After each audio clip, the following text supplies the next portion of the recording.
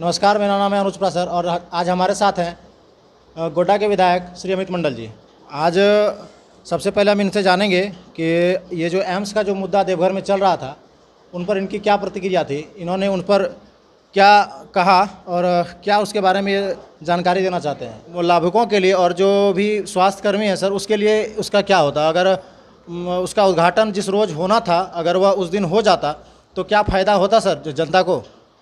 देखिए, उद्घाटन या शिलान्यास एकमात्र जरिया है लोगों तक विकास कार्य की योजना के किस प्रकार सरकार काम कर रही है उसकी जागृति फैलाने के लिए। उद्घाटन शिलान्यास से बहुत कुछ नहीं होता है। मुझे ऐसा लगता है कि अगर एम्स बनेगा तो सिर्फ देवघर को नहीं, पूरे संथाल परगना को उसका फ़ायदा मिलेगा। और माननीय हमारे सांसद निशिकांत दुबे जी के लीडरशिप में वो बन रहा है, तो कहीं ना कहीं जनप्रतिनिधि जो उसके पीछे लगा हुआ है उसको उद्घाटन शिलान्यास में नहीं बुलाना, ये मुझे लगता है कि मेरे सोच के परे है। और सरकार ऐसा काम क्यों कर रही है ये मुझे समझ में नहीं आता। मैं आपकी जानकारी के लिए बता देता हूँ कि एम्स में अभी भी जो ओपीडी है वो चल रहा है और वहाँ पे पेशेंट जा रहे हैं। उद्घाटन जो विधिवत होना था वो अब सितंबर में होगा, माननीय मंत्री हर्षवर्धन जी आएंगे उसका करेंगे। लेकिन अभी वहाँ पे जो मरीज़ आ रहे हैं उसका इलाज अभी भी चालू है, अभी भी हो रहा है। और माननीय सांसद ने घोषणा की है कि उसमें कोई दिक्कत आ गई तो सांसद फंड से वो वहाँ पे ओपीडी के कंस्ट्रक्शन के लिए काम भी कराएंगे। तो सर अगर उस दिन सांसद जी वहाँ पर पहुँचते तो जैसा कि गोड्डा के रेलवे उद्घाटन में जो हुआ वो तो लोगों से छुपा हुआ नहीं है, क्या उस तरह वही चीज़ होने का संभावना वहाँ पर भी था सर। देखिए, अब जो ऐसा काम करा उनसे पूछा जाए। माननीय सांसद का तो काम है कि उद्घाटन शिलान्यास में पहुंचना, लेकिन जो अगर कोई बदमाशी करता है तो वो ये सवाल तो उनसे बनता है कि आखिर वो लोग ऐसा क्यों करते हैं। जब सांसद ने रेल लाया, जब सांसद ने एम्स बनाया तो निश्चित तौर पर क्रेडिट उनको मिलना चाहिए। और सर एक सवाल है सर कि अभी झारखंड सरकार के द्वारा जितने भी रिक्त पद हैं सर उस पर नियुक्तियाँ की जाएगी। आपने सर अपने इंटरव्यू में कहा कि जो भी नियुक्तियां हैं सरकार उसके लिए अभी तैयार नहीं है सर, उसके बारे में आपका क्या कहना है। देखिए, सबसे पहले हम लोगों को ये समझना होगा कि आखिर नियुक्तियां होती कैसे हैं। अगर जेएमएम सरकार बोलती है कि हम लोग 1932 का खतियान पे ही स्थानीयता को डिफ़ाइन करेंगे, तो सबसे पहले जो नियुक्तियां होनी चाहिए उससे पहले ये काम होना चाहिए कि 1932 के खतियान पे यहाँ के स्थानीय लोग चिन्हित करने चाहिए। उसके लिए आपको नियोजन उस स्थानीय नीति को डिफ़ाइन करना चाहिए। अभी तक स्थानीय नीति जो हम लोगों का पुराना स्थानीय नीति है उसी पे काम चल रहा है। अगर सरकार ने कहा है कि 1932 का खतियान लाएंगे तो सबसे पहले ये तो आइडेंटिफाई कर ले सरकार कि यहाँ के स्थानीय कौन है, तब तो उसको नौकरी देंगे। तो सबसे पहला काम सरकार को 1932 का खतियान लागू करना चाहिए, स्थानीय नीति को लागू करना चाहिए। हम लोगों ने तो नियोजन नीति भी बना दिया, सरकार ने उसको रद्द भी कर दिया। सरकार ने जब रद्द किया उसके बाद अब बोल रही है नहीं, पुराना वाला ही नियोजन नीति ठीक था। तो सरकार इस असमंजस में ना रहे कि नया ठीक था या पुराना ठीक था। सरकार को चाहिए कि नियोजन नीति को भी डिफ़ाइन करे। स्थानीय नीति को डिफ़ाइन करना, नियोजन नीति को डिफ़ाइन करना, आप देख लीजिए कि जब से राज्य बना था तब से पेंडिंग था। और रघुवर दास की सरकार में स्थानीय नीति भी डिफ़ाइन हुआ, नियोजन नीति भी डिफ़ाइन हुआ। जब कोई भी कार्य के लिए आप बताइए कि 15-20 साल लग गया तो वो 1 साल के अंदर या 6 महीने के अंदर या 2 महीने के अंदर जो सरकार बोल रही है कि नियुक्तियों को भरना चालू करना चाहिए, वो नहीं संभव है।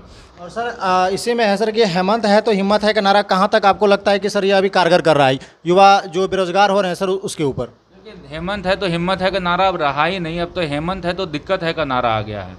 जितना दिक्कत इस सरकार में हो रहा है, चाहे वो रोड बनाने में हो, पुल पुलिया बनाने में हो, नौकरियाँ पाने में हो, वैसा दिक्कत मुझे लगता है कि राज्य बने हुए कभी झारखंड में नहीं हुआ था। तो इसलिए हेमंत है तो हिम्मत है कि नारा अब ख़त्म हो गया। हेमंत है तो दिक्कत है का नारा युवाओं बोल रहे हैं। तो सर इसी पर आपने कहा मधुपुर चुनाव में सर की बीजेपी वहाँ पर भारी मतों से जीतेगी, लेकिन सर ऐसा हुआ नहीं, उसके बारे में सर आप क्या कहना चाहेंगे। बीजेपी चुनाव में मैंने नहीं कहा, पार्टी का स्टैंड था और जो भी वहाँ पे कैंपेन करने गए थे उनका स्टैंड था। और जो भी चुनाव लड़ने कोई जाता है तो निश्चित तौर पर जीतने के लिए ही जाता है, हारने के लिए नहीं जाता है। एक जो इंडिपेंडेंट उम्मीदवार होता है वो भी बोलता है कि हम विधानसभा लोकसभा चुनाव जीत लेंगे।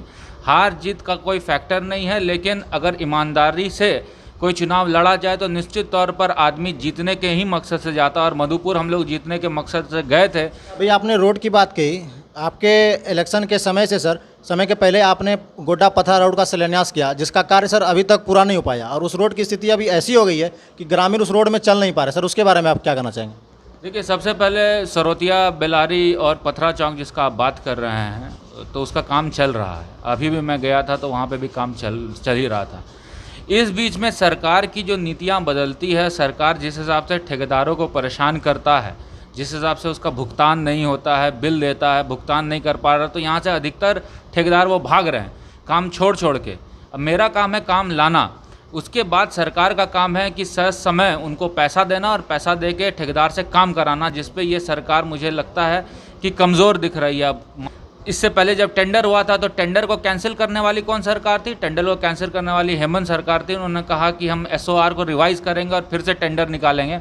फिर से टेंडर निकला भी, ठेकेदार भी अलॉट हो गया, इसमें 1 साल लग गया। और उसके बाद अब ठेकेदार को अगर पैसा नहीं देगा सरकार तो ठेकेदार काम नहीं कर पाता है, समय पूरा नहीं कर पाता है कोई भी प्रोजेक्ट। इसीलिए मुझे लगता है कि सरकार को खजाना खाली है का रोना अब बंद करना चाहिए और धरातल पे काम करना चाहिए।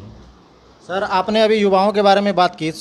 काफ़ी सारे युवा हैं सर आपसे जुड़े हुए हैं, और जैसे कि हो रहा है सर कि अब अडानी पावर प्लांट में जो युवाओं को रोज़गार मिला है सर, उसमें भी बहुत सारे ऐसे युवा हैं, ऐसे जो वहाँ पर काम कर रहे हैं, वो आज भी सर अपने वेतन के लिए धरना हड़ताल में बैठे हैं। सरकार ने सर कही कि 75% जो यहाँ के लोकल युवा हैं उसको यहाँ पर नौकरियाँ मिलेगी, लेकिन सर ऐसा धरातल पे तो कुछ नहीं दिख रहा है।